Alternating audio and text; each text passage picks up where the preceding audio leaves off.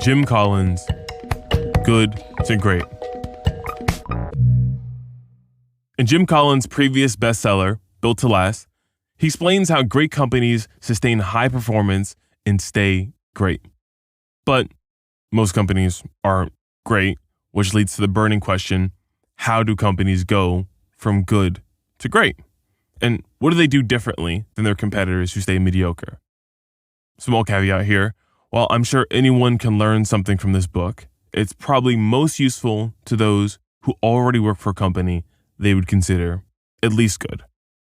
Now, that being said, this is the methodology Jim Collins used to answer the question, how do companies go from good to great and stay that way?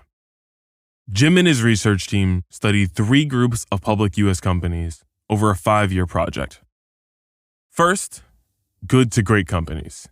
These are the companies which had been performing at or below average stock market performance for 15 years before making the transition to greatness. Now, what is greatness? When Jim says greatness, he means a company that's generating cumulative returns of at least 3 times the general stock market over the next 15 years. The second group of companies were direct comparison companies, which remained mediocre or even dwindled, although they had the same possibilities as the good to great companies during the same time of transition. And the third group were the unsustained comparison companies, which made a short-lived transition from good to great, but slid back to performing at a level sustainably below the stock market average. Over the course of their 5 years of research, Collins and his team examined over 6,000 press articles and 2,000 pages of executive interviews.